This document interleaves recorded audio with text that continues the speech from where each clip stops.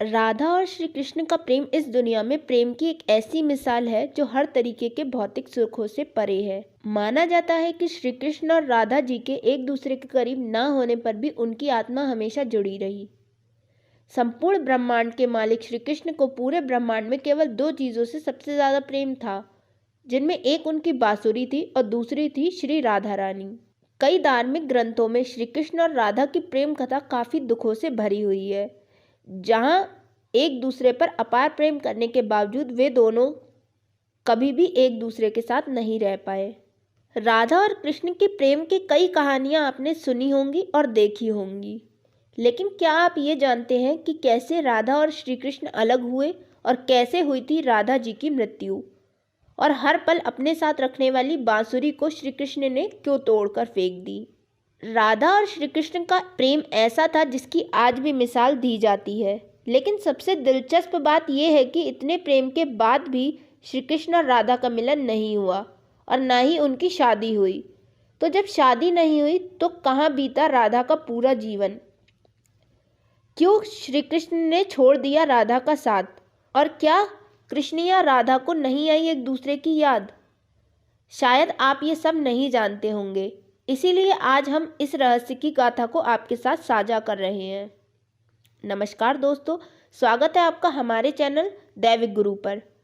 जब भी संसार में प्रेम और त्याग की बात होती है तो सभी की जुबान पर बस एक ही नाम आता है, श्री कृष्ण और श्री राधा। श्री राधा और श्री कृष्ण का प्यार सभी आसक्तियों से परे था। अगर श्री कृष्ण राधा जी के साथ नहीं होते थे फिर भी एक दूसरे से जुदा भी नहीं थे। यही वजह है कि आज भी जब श्री कृष्ण का नाम लिया जाता है तो उनके साथ श्री राधा का नाम भी जरूर आता है। श्री कृष्ण और राधा का बचपन साथ बीता था, लेकिन श्री कृष्ण पहली बार जब राधा से अलग हुए, जब मामा कंस ने बलराम और श्री कृष्ण को आमंत्रित किया, तब श्री कृष्ण ने कंस का वध किया और अपने माता पिता को कारागार से रिहा कराया था। लेकिन उसके बाद उन्हें वापस वृंदावन जाने का मौका ही नहीं मिला। हालांकि वृंदावन से अलग होते समय श्री कृष्ण ने राधा से वादा किया था कि वे वापस जरूर आएंगे, लेकिन विधि का विधान कुछ और ही था। राधा ने कई सालों तक अपने प्रेम का रास्ता निहारा, लेकिन श्री कृष्ण वापस लौटकर नहीं आ सके। कहा जाता है कि कुछ सालों बाद श्री राधा का विवाह हो गया। उधर श्री कृष्ण की शादी भी रुक्मणी जी से हो गई। धार्मिक धर्म ग्रंथों में श्री कृष्ण जी के वृंदावन छोड़ने के बाद से ही राधा का वर्णन कम हो जाता है। राधा जी जहां पत्नी के तौर पर अपने सारे कर्तव्य पूरे करती रहीं, वहीं दूसरी तरफ श्री कृष्ण ने भी अपने सांसारिक कल्याण के लिए कर्तव्य निभाए। रुक्मणी जी से विवाह के बाद श्री कृष्ण काफी समय तक द्वारिका रहे और प्रजा की रक्षा की। इसी वजह से श्री कृष्ण द्वारिकाधीश के नाम से लोकप्रिय हुए। कृष्ण की नगरी द्वारिका जा पहुंची और वहां उन्होंने श्री कृष्ण की पत्नी रुक्मणी और सत्यभामा से विवाह के बारे में सुना, लेकिन वह दुखी नहीं हुई क्योंकि उन्हें पता था कि श्री कृष्ण ने अपना कर्तव्य निभाया है। राधा के पहुंचने पर जब श्री कृष्ण ने देखा तो वह भी बहुत प्रसन्न हुए। उनके पास एक दूसरे को कुशल पूछने के लिए शब्द ही नहीं थे। दोनों ने संकेतों की भाषा में एक दूसरे से काफी देर तक वार्तालाप किया। शास्त्रों में वर्णित है कि राधा जी को कान्हा की नगरी द्वारिका में कोई नहीं पहचानता था। राधा जी के अनुरोध पर श्री कृष्ण ने उन्हें एक महल में देविका के रूप में नियुक्त किया। राधा जी दिन भर महल में रहती थी और महल से जुड़े कार्य देखती थी और मौका मिलते ही श्री कृष्ण के दर्शन भी कर लेती थी। लेकिन राधा को वहां पर वो आध्यात्मिक जुड़ाव नहीं मिल पा रहा था, इसीलिए वह श्री कृष्ण से दूर जाने पर मजबूर हो गई और एक दिन वह महल से चुपके से निकल गई। राधा निकल पड़ी, लेकिन उन्हें यह मालूम नहीं था कि वह कहाँ जा रही हैं। लेकिन भगवान श्री कृष्ण भली भांति जानते थे।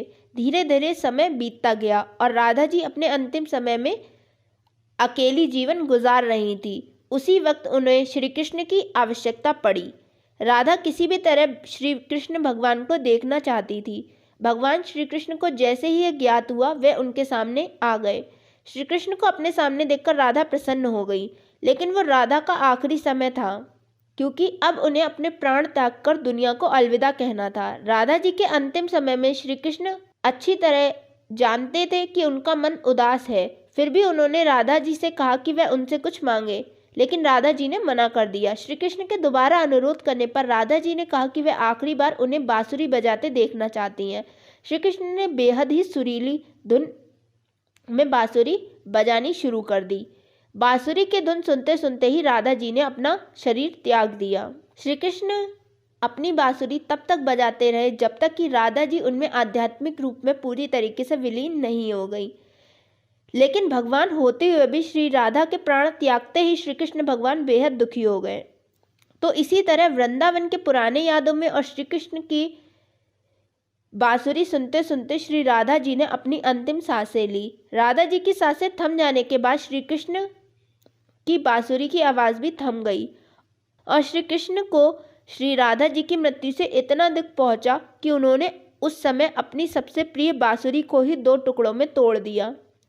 और इसी तरह एक ही दिन में श्री कृष्ण ने अपनी 2 सबसे प्रिय चीज़ें खो दी, जिसमें सबसे पहले उनका प्रेम था और दूसरी थी उनकी बांसुरी। तो दोस्तों, आपको ये कथा कैसी लगी हमें कमेंट सेक्शन में कमेंट करके ज़रूर बताइए। अगर आपको ये वीडियो पसंद आई हो तो इसे लाइक और शेयर ज़रूर करें और हमारे चैनल को सब्सक्राइब करना ना भूलें। धन्यवाद।